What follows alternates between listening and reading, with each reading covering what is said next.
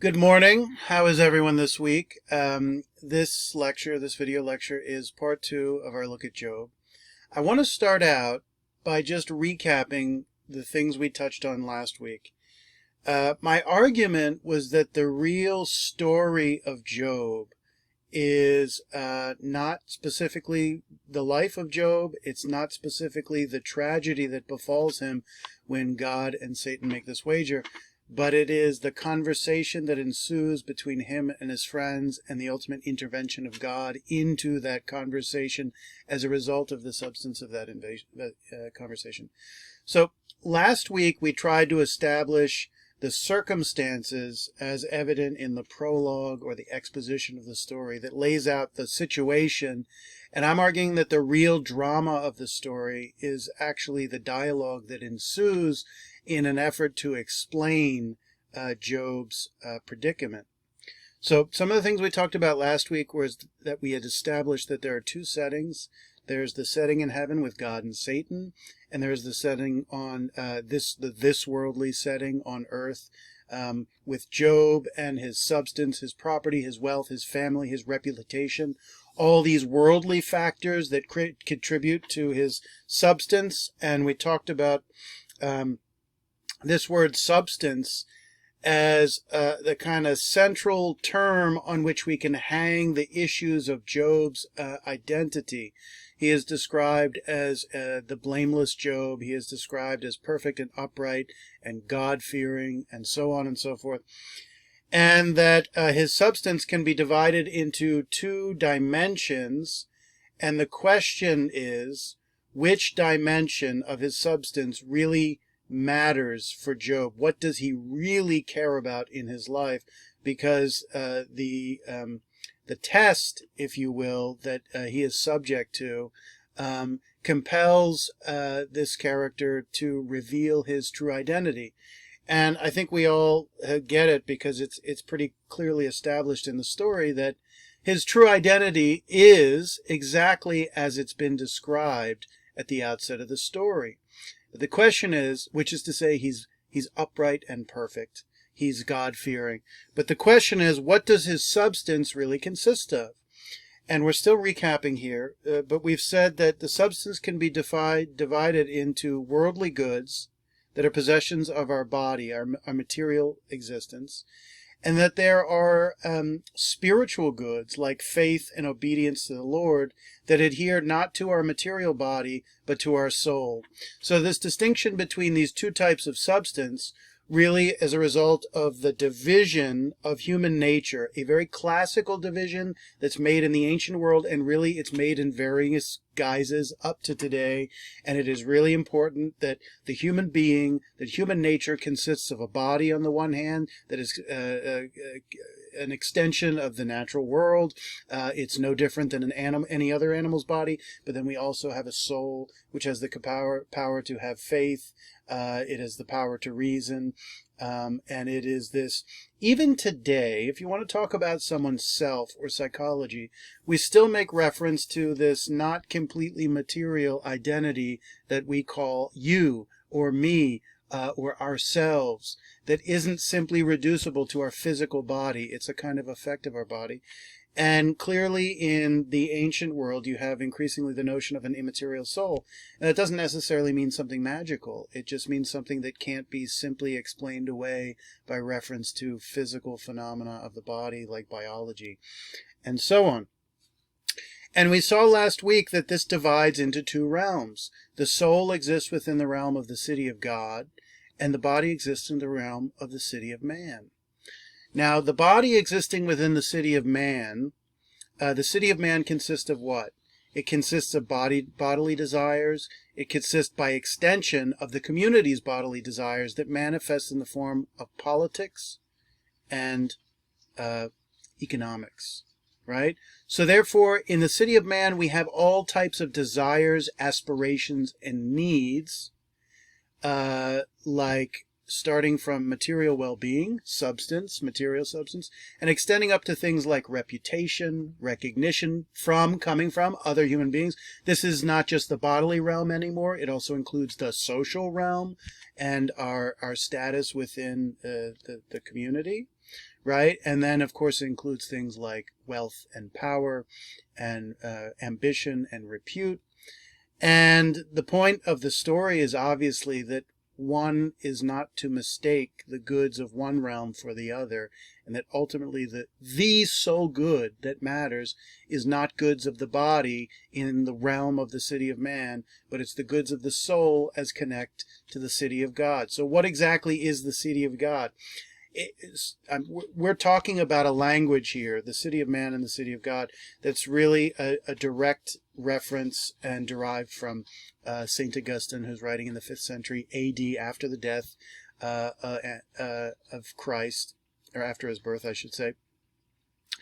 And that the city of God for Augustine is not simply heaven exactly, but it's an immaterial realm of the soul and of the soul's character and faith with God that actually pervades invisibly the city of man and can be seen in it, but it is separable from it because it points out, number one, a different locus of concern.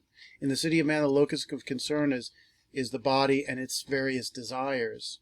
The locus of concern then is the soul, and the highest desires of the soul being spiritual desires, culminating in faith, piety, fear, obedience to God, right? Okay, and so what does this story tell? It tells the story of a man whose all his worldly possessions, and we're not just talking about material well-being, literally material well-being, we're also talking about his reputation is stripped from him, and he is literally a nobody. From the point of view of the city of man, the story is designed to present a character who is nobody and has nothing. And then the question is, what is left? And it all depends on how you look on this character and what your own perspective on this debate, and it really is a debate or a dilemma, is. If you only see the realm of the human in this world, then you're going to see what's done as the ultimate tragedy that could befall a human being. If, on the other hand, your attitude is that faith is a higher power in a higher thing, that is a higher virtue, a superior virtue to the virtues of this world, then you're going to say, no, he has not lost everything, and in fact, he holds on to precisely that which is most important.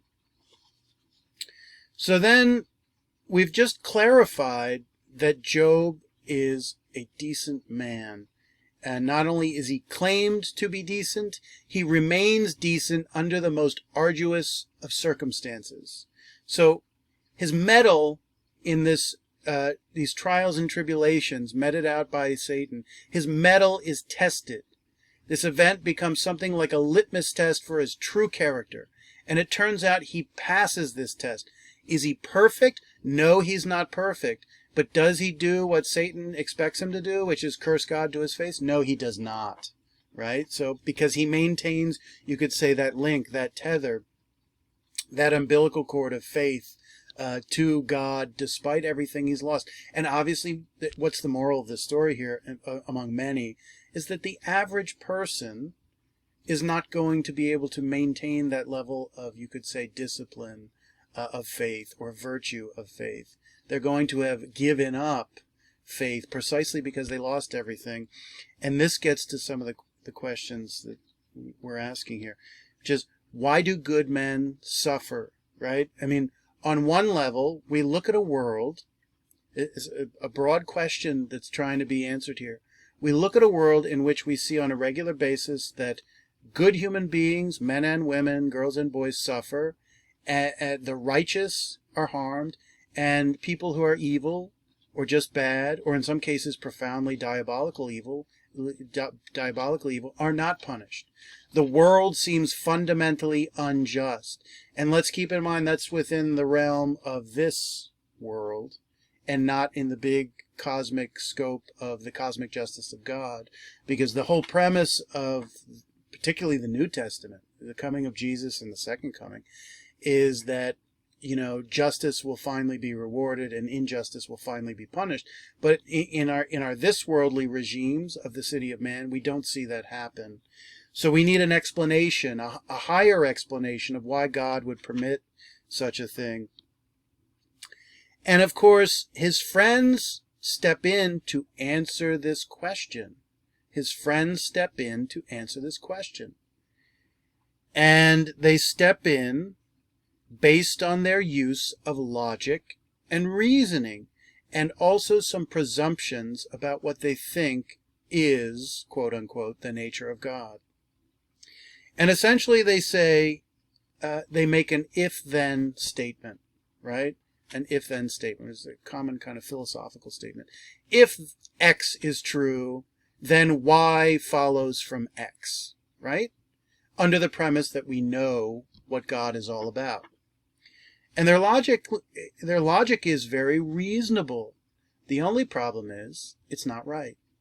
And the story then seems intent on illustrating the way in which merely human reason fails in an attempt to explain the most profound and challenging, ineffable, and quixotic questions.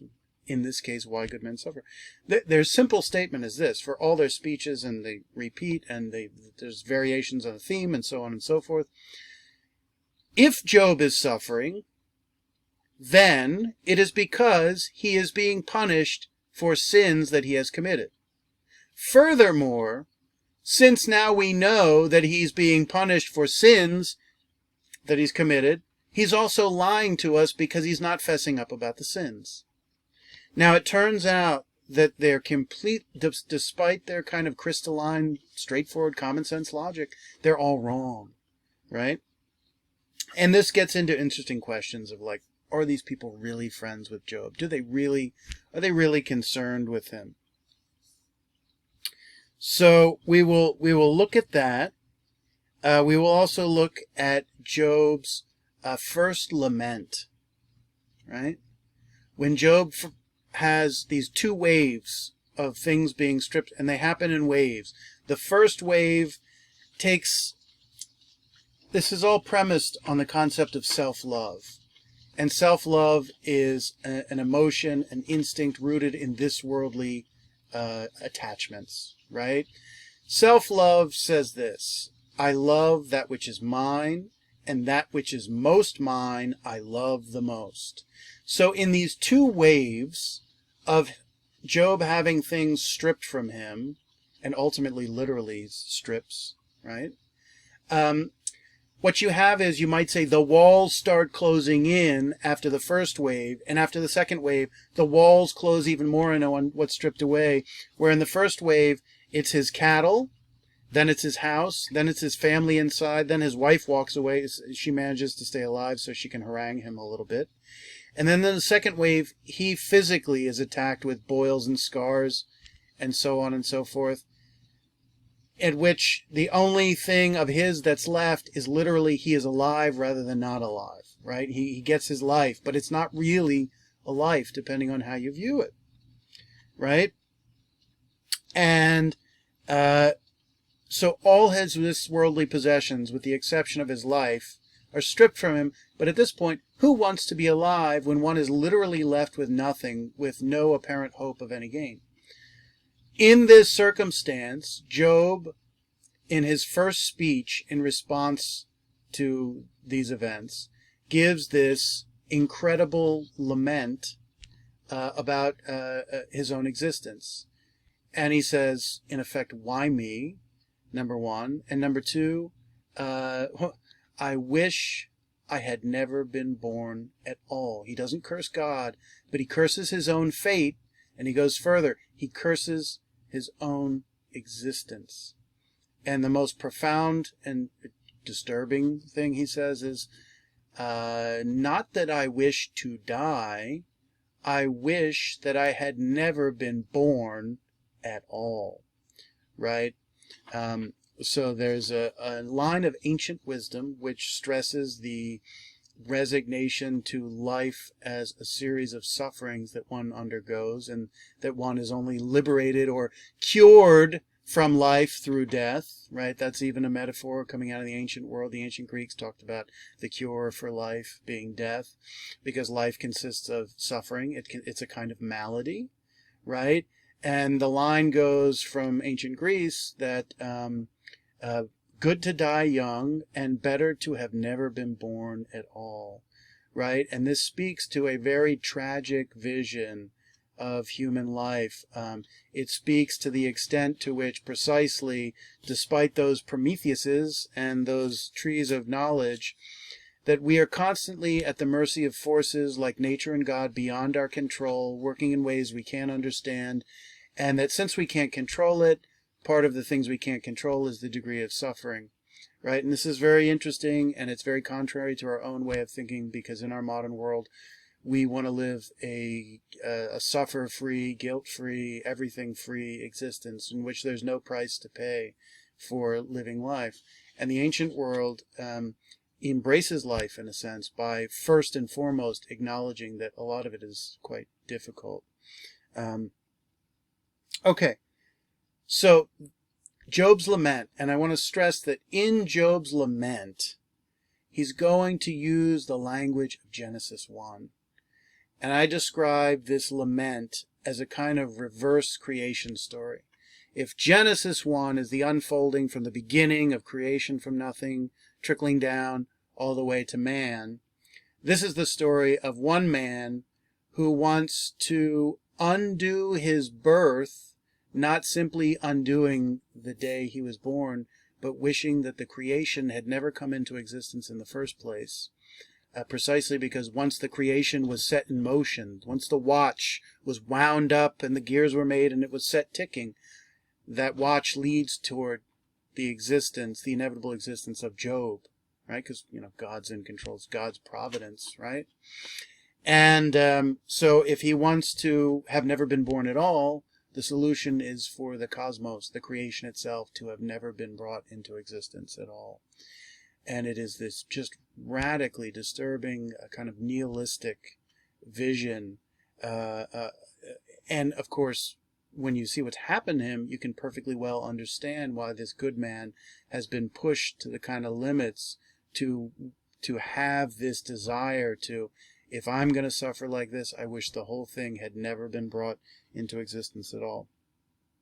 So after this lament, the friends find some of this rather disingenuous, despite the heartfelt nature of Job's lament. They think he's putting on airs and graces, and that he's full of crap, right? They think it's so obvious he's done something.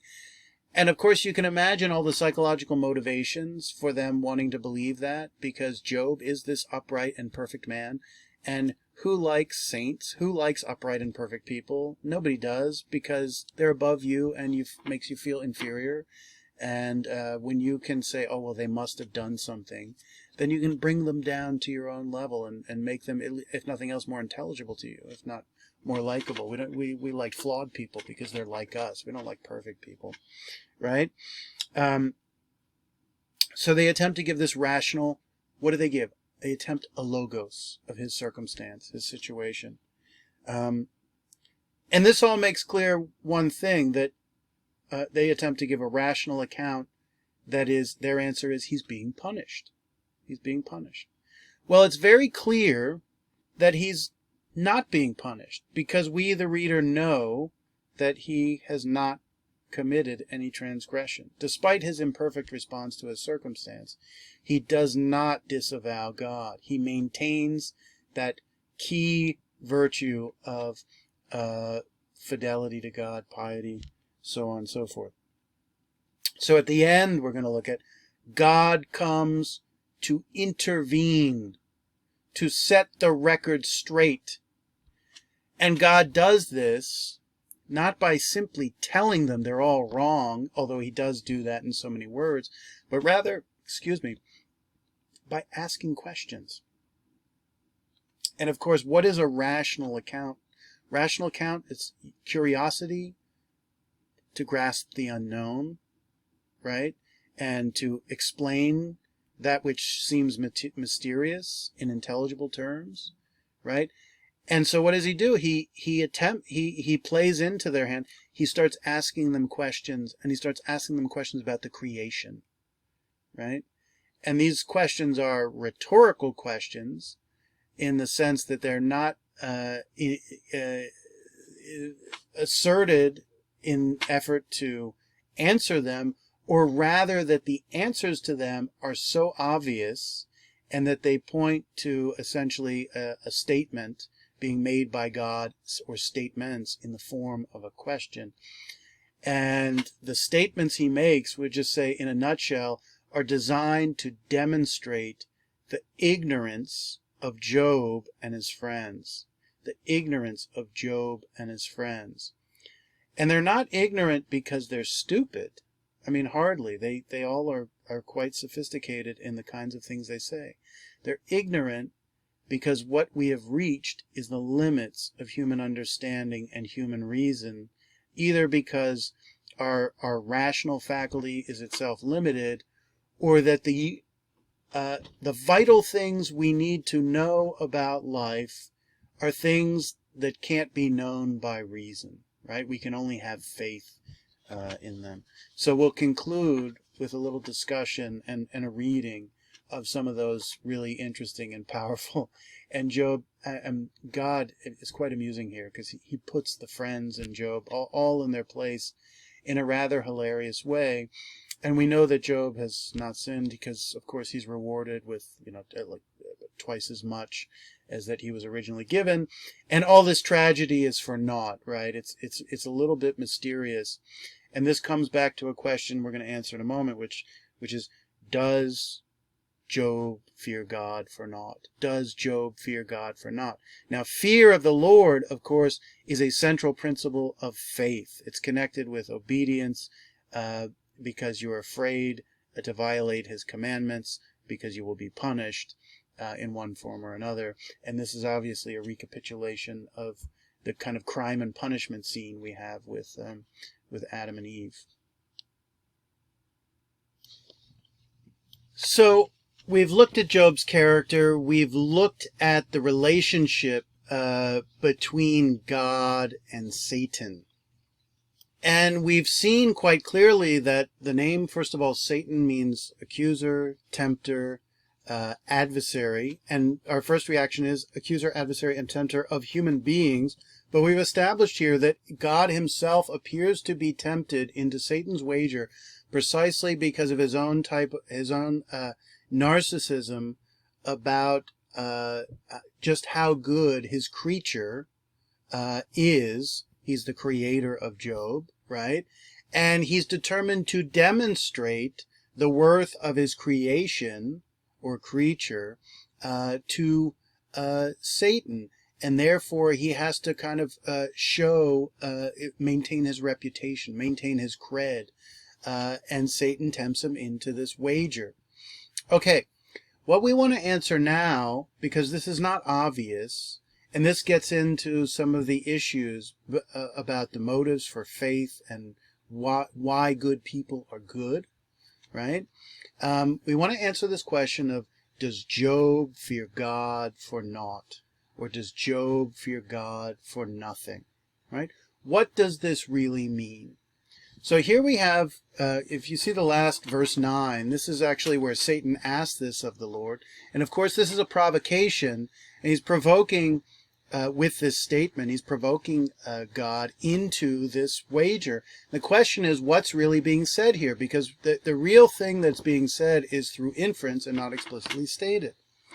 Now, first, we just have to go back to establish, who Job is. We know he's pious, but he's also got a lot of worldly wealth. He is what you would call a successful man. And I think this statement, does Job fear God for naught? The premise of it is that Job has all this worldly well-being as a reward for his piety.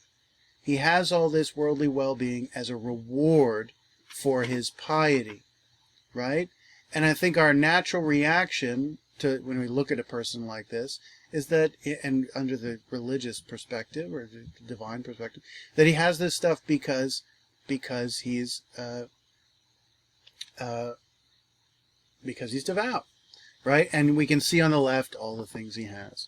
But let's just read once Satan shows up at verse 7. And so Satan is wandering to and fro in the earth, and the Lord said unto Satan, Whence comest thou? Then the Satan answers the Lord, and he said, From going to and fro in the earth, and from walking up and down in it. And the Lord said unto Satan, Hast thou considered my servant Job, that there is none like him in the earth, a perfect and upright man, and one that feareth God, and escheweth evil? So it's all pretty straightforward what God is saying, and look how Satan responds in his sneaky, beguiling, serpentine psychology. He says, Then Satan answers the Lord and said, Doth Job fear God for naught? Doth Job fear God for naught? What does he mean by this? What does he mean? Hast not thou made a hedge around him, and about his house, and about all that he hath on every side? He's insulated. Job, this hedge is a metaphor for a kind of a worldly wealth that insulates him from the contingencies of the world, from the trials and tribulations of the world. He's living a very comfortable existence because his wealth insulates him from the trials and tribulations that most people experience. He says, That's how blessed the work of his hands, and his substance is increased in the land. Put forth thy hand now, and touch all that he hath, and he will curse thee to thy face. Right? And, of course, then Lord says, sure, do what you want to do. Take it all away and see what is going to, how he reacts. Does Job fear God for naught? Or doth Job fear God for naught? What's really being said here? Well, let's first answer the question, does he fear the Lord? Does he feel it? And the answer is yes, right? Then the question is, why does he fear the Lord? Does he fear the Lord because he's afraid of bad things happening to him? Or does he fear the Lord because this is what is demanded of a pious man, right? To say, does Job fear God for nothing is, does he actually have a reason for fearing you? Does he actually have a good reason to fear God? And Satan seems to be saying, on his rational logic, that Job does not have a good reason to fear God. And why is that? Because nothing bad ever happens to Job. Nothing bad. He has nothing to fear because God has never done anything to him. Right? And why does he not really have any reason to fear? Because, well, you've put a hedge around him, God, Lord God, and you've protected him. He does not have a good reason for fearing you because he's never seen your wrath. And the logic being that Job is pious and acts well precisely because he receives the material benefits that he does from the Lord as if they're rewards, which they may well be. So, for someone to fear God, it would seem that they would actually have to be subject to God's punishments. And when they feel the punishments, they're afraid of them happening in the future, right? But the problem is Job keeps doing good to avoid any potential punishments, and therefore, at least superficially, from that logic, he has nothing to fear, because so long as he does good, he will never be punished. What's the problem with this Satan's logic, right? The problem is that Job's motive for fearing God is not because he's afraid of things being taken away from him. through punishment, but simply because he is a pious man who understands that the proper thing to do is to have fear in God, right? So ultimately, Satan is suggesting, give him a real reason to fear you, and that reason is only going to manifest itself when you give him a taste of that which people fear from you, which is some form of a punishment. Now, it's very clear that Job is not being punished because, well, why? Because he hasn't done anything wrong. So why does God do this from Job's perspective, if not for punishment? Well, the simple answer seems to be we have to understand this as some type of a test. And once we understand it as some type of a test, it seems rather perverse, right? Because why would God test in this way? Ultimately, God is in control, not Satan. We should also say that this raises the specter of why people are pious, or why people are good or virtuous or righteous. Are they good simply because being good is the right thing to do? Which is to say, I am good for goodness sake.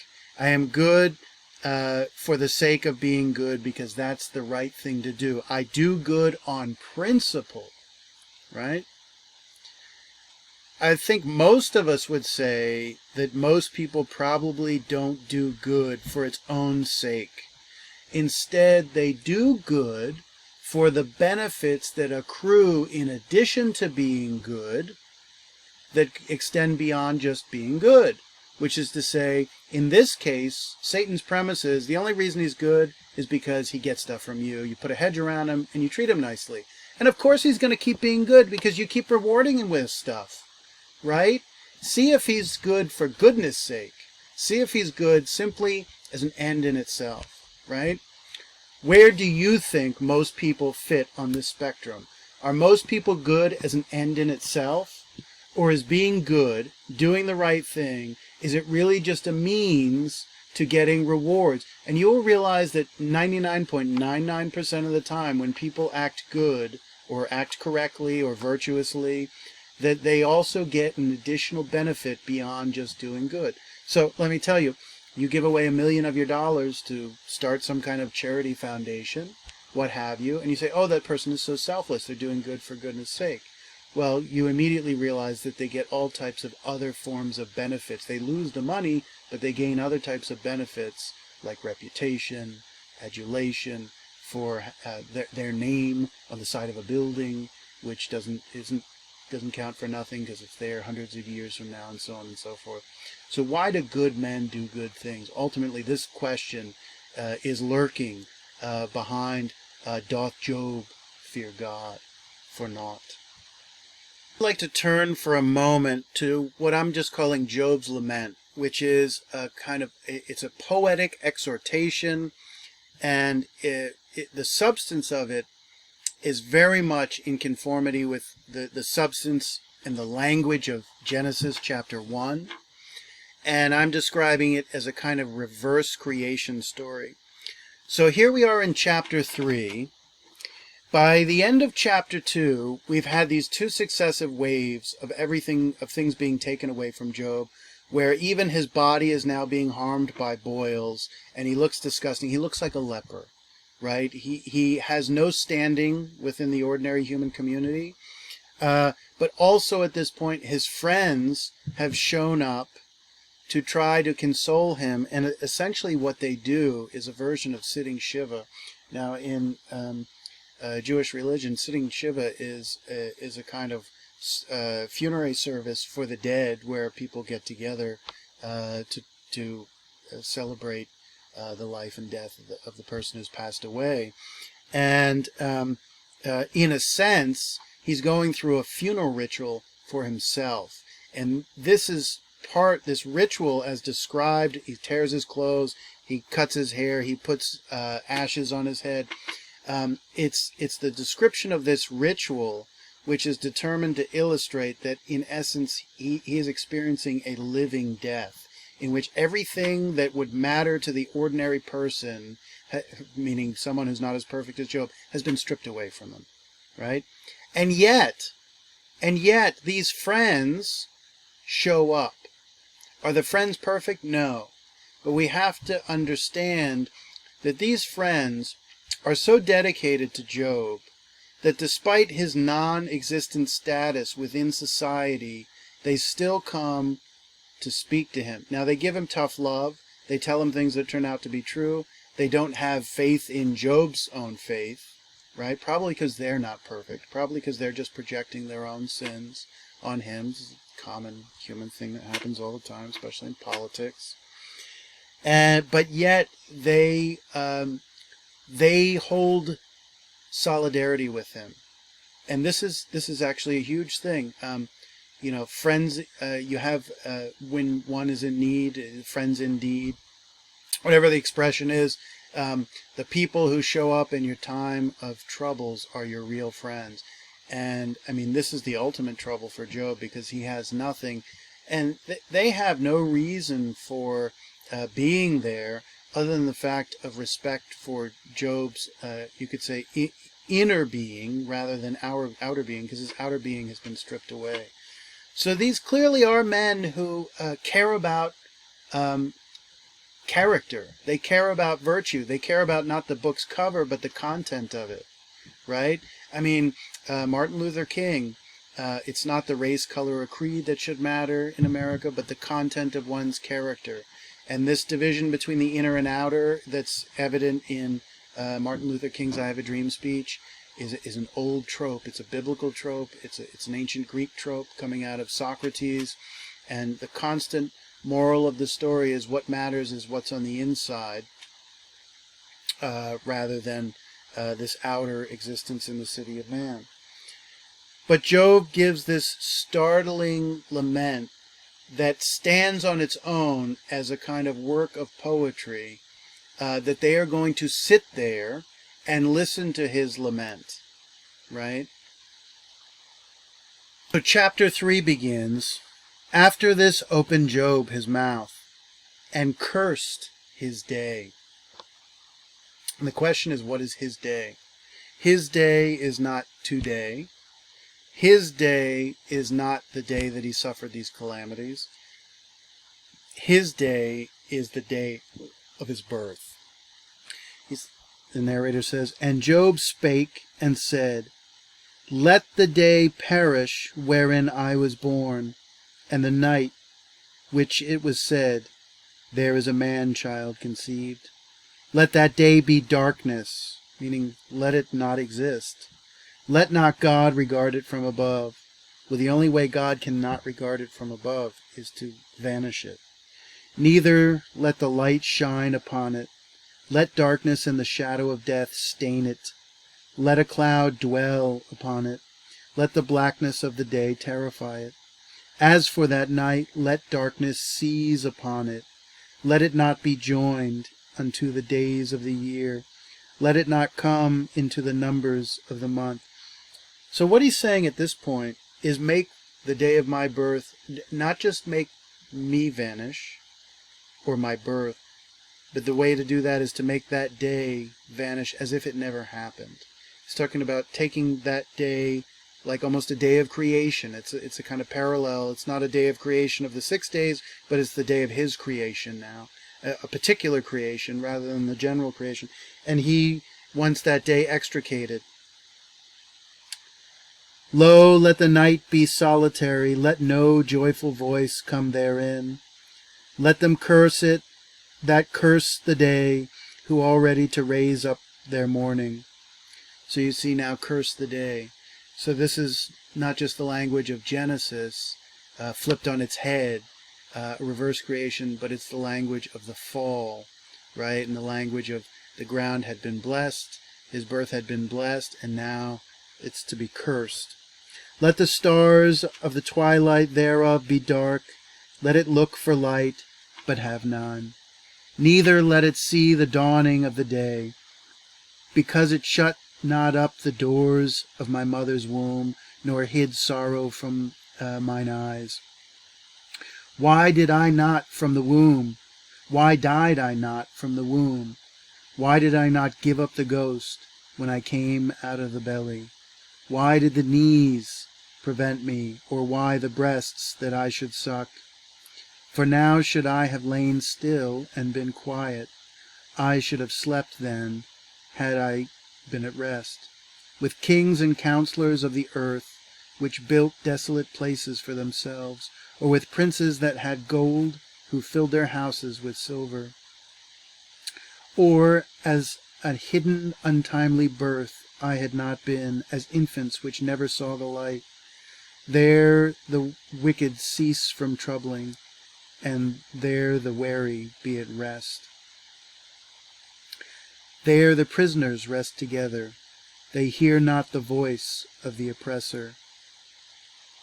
The prisoners, it's like the prisoners of life, and the oppressor seems to be, our worldly experience. He's talking about how people who've never been born at all, or it almost sounds like a kind of miscarriage or even a cosmic miscarriage, are never fated to suffer all the things that the living suffer. Best to have never been born at all, right? He says the small and the great are there, and the servant is free from his master. I mean, where is there, right? That they are freed from all the suffering of life. There is in the state of non-existence, in the state of darkness, that is a metaphor from never coming to be in the first place. This is a dark poem, literally and figuratively. Wherefore is light given to him that is in misery, and life unto the bitter in soul, which long for death, but it cometh not, and dig for it more than for hid treasures, which rejoice exceedingly, and are glad when they can find the grave. Why is light given to a man whose way is hid, and whom God hath hedged in? For my sighing cometh before I eat, and my roarings are poured out like the waters. For the thing which I greatly feared is come upon me, and that which I was afraid of is come upon me. I was not in safety, neither had I rest, neither was I quiet, yet trouble came. So this raises an interesting specter of the fear of this man. What does he fear more? Does he fear God or the wrath of God more? Or does he fear losing all the material possessions that he has? He seems to be acknowledging now here that a lot of his fear was bound up in fear of losing his material world rather than the pious fear of God. So let's be clear. Job gives, and in giving this lament, Job is playing the role of the victim. He feels sorry for himself, right? And the friends are looking at this victimhood status, and they're sitting there thinking, now wait a minute. God would never punish a truly decent man, as you're saying. He wouldn't inflict such suffering on you if you were really decent. And who are you to say you should escape from the world and all its sufferings, given that it's obvious you've done something wrong and you deserve to be here after everything you had and to be punished for what you've had, right? So you have to understand the way in which the friends are viewing this speech from a distinct perspective that has them understand what, he's feeling sorry for himself precisely because he got caught, right? It's like people don't have a conscience very often, and they don't have contrition until they get caught. So all of a sudden Job, feels sorry for himself, of course, because you got caught. As opposed to he feels sorry for himself because he generally can't understand the nature.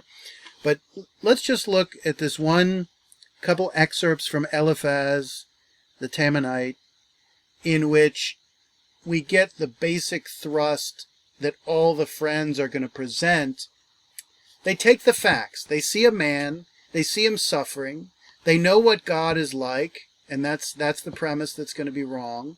And then from that, they conclude, well, if he's suffering, it's because he's obviously done something wrong, because we know how God works. And Eliphaz says this. He says, remember, I pray thee, who ever perished being innocent? He answers, nobody. Or where were the righteous cut off? They weren't. Even I have seen they that plow iniquity and sow wickedness reap the same. Right? So this is a famous epithet in the Bible that what you sow is what you reap. So you sow good and you reap good. You sow iniquity or evil, and therefore you reap the same. Right? So the obvious thing he's saying, without saying it directly, is you are reaping suffering because you have committed a sin. He says, by the blast of God they perish, and by the breath of his nostrils are they consumed. So not only does he explain Job's situation to himself, but now he's starting to explain how God works. And when God appears at the end, this is going to be the big no-no. Who are you to claim to know how I work, you mere mortal? Not only do you not have all the facts of the situation, but the only facts you could actually have are facts of this world, and that would not be sufficient for you to understand my workings or my will, right? And notice then, the Eliphaz thinks that Job is being profoundly presumptuous in even saying the things he is, because he's now speaking in a way that it appears prideful, because he assumes Job has done something wrong. So at the top over here, Eliphaz says this: shall mortal man be more just than God? Shall a man be more pure than his maker? So think about it. Job has not done anything wrong. He's pure, and yet God is torturing him. So the impression is that Job is more pure than a maker, because no maker would torture you in this way, just as a test. Would God really do such a thing? Would a just God do such a thing? Behold, he put no trust in his servants, and his angels he charged with folly. How much less in them that they dwell in houses of clay.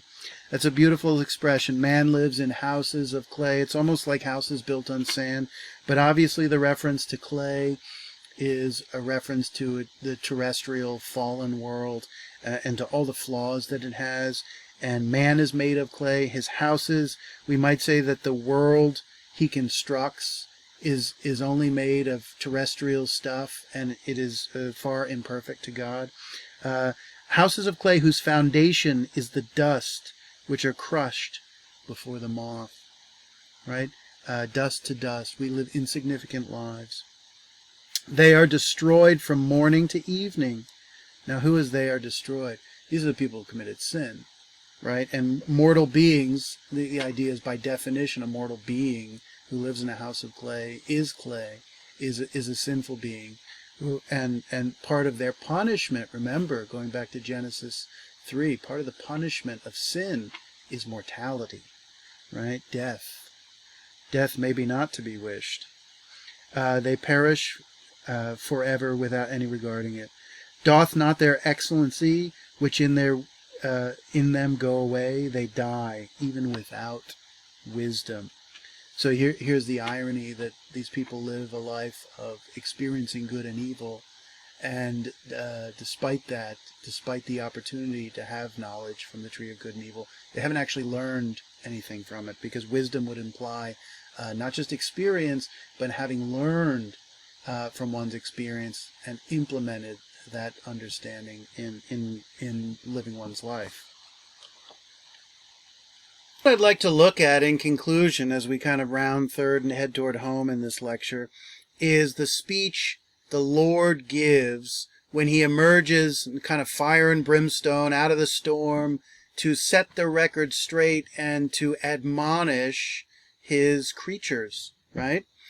And this emergence of God is prefaced not just by the general discussion in which the friends are trying to pry, and even Job, they want to know things that they simply can't know or they can't fully understand. It's prefaced by the emergence of another character, Elihu, this younger man who's speaking to older men, and there's a certain provocation in that he speaks out of turn as a young man who is supposed to respect the opinions of his elders, and he tries to set them straight. And after Elihu attempts this, and again he gives a very rational explanation, and in the process puts all these men in their places, and yet it's not how rational the conversation is.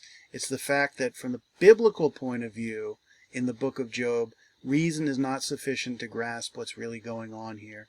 And the Lord comes in to make this point through a series of very powerful rhetorical questions that are really assertions to illustrate the ignorance of the merely human beings on the face of the earth. And it's couched in this expanded description of the mystery of creation. And it is in the mystery of creation, it becomes a kind of microcosm for the general mysterious workings of God. The creation is fundamentally mysterious to human understanding in the way that all God's acts, but all God's acts are. But it's the creation that is the most powerful, the greatest act of God, and it is not accessible to our understanding. So chapter 38, they've had this discussion. Elihu has come in to try to make sense of it for him, for all of them. Then the Lord answered Job out of the whirlwind and said, Who is this that darkeneth counsel by words without knowledge? Gird up thy loins like a man, for I will demand of thee, and answer thou me. I will demand you answer these questions that I'm going to ask. Where wast thou when I laid the foundations of the earth? Declare, if thou hast understanding. Who hath laid the measures thereof, if thou knowest? And who hath stretched the line upon it? Whereupon are the foundations thereof fastened? Or who laid the cornerstone thereof? When the morning stars sang together and all the sons of God shouted for joy? Or who shut up the sea with doors when it broke forth as if it had issued out of a womb? When I make the cloud the garment thereof, and thick darkness a swaddling band for it, and break up for my decreed place, and set bars and doors, and said, Hitherto shalt thou come, but no further, and here shalt thou a proud wave be stayed. Hast thou commanded the morning since thy days, and caused the dayspring to know his place, that it might take hold of the ends of the earth, and the wicked might be shaken out of it? It is as clay to the seal, and they stand as a garment. And from the wicked their light is withholden, and the high arm shall be broken. Hast thou entered into the springs of the sea, or hast thou walked in the search of the depth? Have the gates of dead been opened unto thee, or hast thou seen the doors of the shadow of death? Hast thou perceived the breadth of the earth? Declare, if thou know it all. So God becomes a kind of prosecutor here, trying to hammer, and for about 3 chapters here, we get him hammering all the human beings here who think they have understood the mysteries of Job's situation, and he's trying to rhetorically ask questions that demonstrate that they don't understand this situation because they can't possibly understand the profound ways of God. And he uses the most powerful example, the mysteries of the creation, which we've talked about at great length. And let me just repeat this one question to help illustrate how it's just this one question is a microcosm and its structure for the entirety of this kind of assault.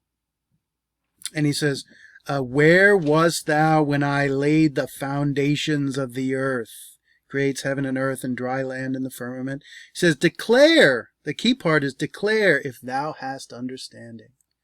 And of course the response is, not only do I not have understanding, I couldn't possibly have understanding of this. Just beyond my capacity as a being in this middle order. I'm just God-like. I'm not God. So this is a major theme of ancient literature. This question about the limits of humankind's rational faculty of understanding. And it's so intriguing because the Bible is acknowledging that our rational faculty is the thing that helps separate us from the rest of the animals, and yet it is the thing that is part of our downfall, right? It leads us to be prideful. It leads us to think we know precisely because we do have the power to do it. And this is exactly the trap that Eliphaz's friends have fallen into, Job's friends have fallen into. And the point is here that this is not the trap that just these friends fall into. From the biblical perspective, it is the trap that human beings as such repeatedly fall into. And you could say this is the history of the human species. Utilizing their light, their fire of reason, if you will, the fruit of reason, and making concrete progresses and advances, and then having excessive belief and faith in our own reason rather than faith in God, which is of a very different order. And even when we turn to Greek literature that is going to celebrate the human being as a rational animal, it is going to second these reservations about the full meaning or extent of human wisdom, which will be understood as merely human wisdom.